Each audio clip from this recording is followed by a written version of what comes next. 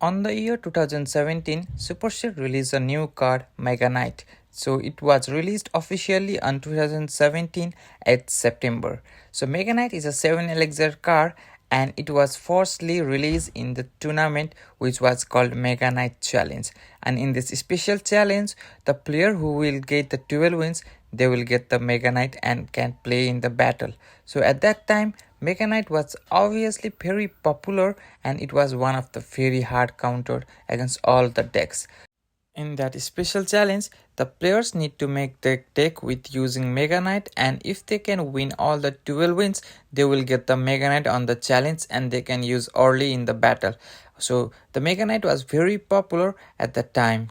When the Megaknight is deployed from the air, it deals around 360-degree area around him and deals a damage of 160% of the amount of damage as its regular attack. It is also used for the splash damage as well as the ground targets, although he cannot attack the air counters.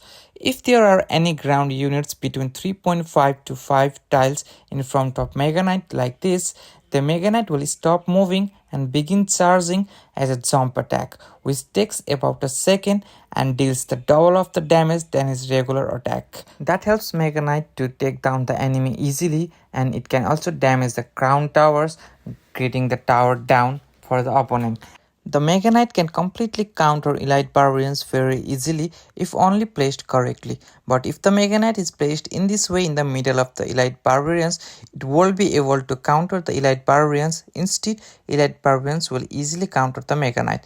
But if the Megaknight is placed perfectly, precisely with the correct time like this, when the elite barbs are coming from them, and if you place the Megaknight in front of the elite barbarians, hitting both of them, it will easily counter the elite barbarians and also getting the tower damage for the enemy. As Megaknight can only hit the ground troops, the Megaknight is helpless against the air troops like minions, minion horde and bats.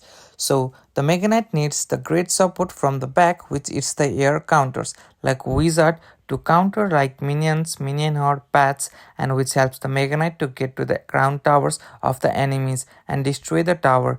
So likewise, if you want to support with the Megaknight, we have to support with the wizard and anything else, baby dragon, witch, executioner, so that the Megaknight get the tower of enemy's tower. In the last few decades, the popular decks were Megaknight supported by the air cards like wizard, witch, executioner, and spells like arrows, fireball, lightning.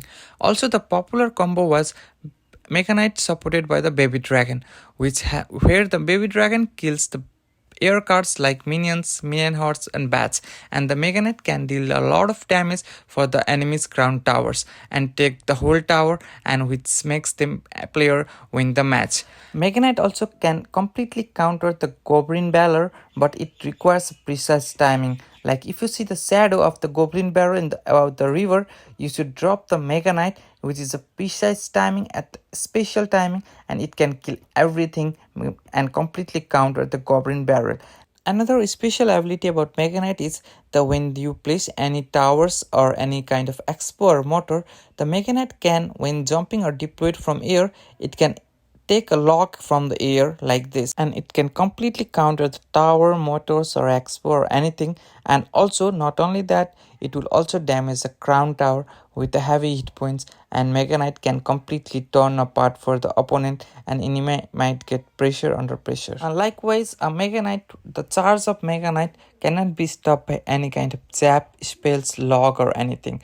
The charge of Megaknight when he about to jump only can be stopped by Fisherman when it is placed in the correct time, and the Megaknight can be pushed by the Fisherman and dragged in near him, and it can be locked by the both of the tower, which helps the Fisherman to kill the Megaknight pretty easily. Although the Megaknight will get 1 or 2 stamps on the crown towers, but it is very easy for the opponent to defend with the less damage.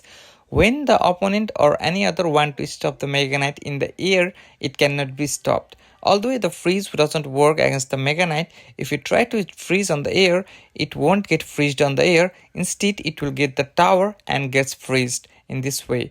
So no any freeze or any spells can work for the Megaknight jump. At that time, as Megaknight was very popular, everybody wants to get the Megaknight, and the Supercell also brought around 4 super magical chests at a normal price and had a 50% chance to contain the Megaknight card. Also, the Supercell introduced new system for the level ups, where the legendary card starts at level 9 and ends at level 13. Not only that, the balance update of Megaknight was also changed. Both of his spawn and jump damage was increased by 23%, but the damage per second done by Megaknight was decreased by 7.5%, which has a great impact on the Clash Royale game till the history, because the Hog Rider damage, the Megaknight didn't used to take any sorts of Hog Rider and it could counter pretty easily, but the Megaknight had to take one stamps of the one source of the Hog Rider and it cannot defend completely. Likewise, it has a great impact on other cards as well, like Witch, Wizards, Barbarians and every cards. As you can see, the Mega Knight jumps, but it's due to its decreased hit points. The Mega Knight cannot counter it very easily. So this has a very great impact in Clash Royale game that has impacted the Mega Knight, use of Mega Knight in this history of Clash Royale. Likewise, in interaction with the Wizards and Mega Knights and Electro Wizard, the Mega Knight can easily take down the Electro Wizards and Wizards in that one stamps with his jump. Likewise, interaction with other cards like Zappies, the interaction is the Mega Knight used to take it in the jump, but right now the Mega Knight cannot take the Zappies with his jump, so it needs one more shots for the Zappies to get it down like this. So due to this balance update and decreased in the damage by 7.5%, the use of Mega Knight is lot lesser than it used to be in the previous metas of Clash Royale. In the year 2022, the Mega Knight was updated again with the required charging jump of 0.9 seconds from 1.1 seconds, and the spawn damage was decreased by 20%, which made a Mega Knight to be a bit good than the before. And also Clash Royale Supercell changed the Mega Knight, which was unlocked on Royal Arena. It was now unlocked on Electro Valley, and after the balance changes of 2022, the interaction with the Barbarians and Witch of Mega Knight was also kind of the same as 2018. Although it has the same damage, but the Mega Knight was slightly improved. Right now, many players are using the Mega Knight decks because the Mega Knight deck is one of the most popular deck in this meta as well. Mega Knight is so OP in this meta that every player uses the Mega Knights, and most of the deck has this card Mega Knight. Some of the advantages and disadvantages of using Mega Knight are Mega Knight also can be easily countered by Bandit placed on the center of the tower. Mega Knight also can be used to activate the King Tower easily with a kind of distraction with Skeleton Army, Ice Spirit, and also it is countered with the Barbarians as well. Due to this 2018 update, Mega Knight was completely torn apart and it was very rare for players and it was very hard for them to use and hard to win the matches as well. This is all the rise and fall of Mega Knight in the history of Clash Royale, and still the Mega Knight, the card of 7 elixir, is OP in the game and is still being used by a lot of players in the game.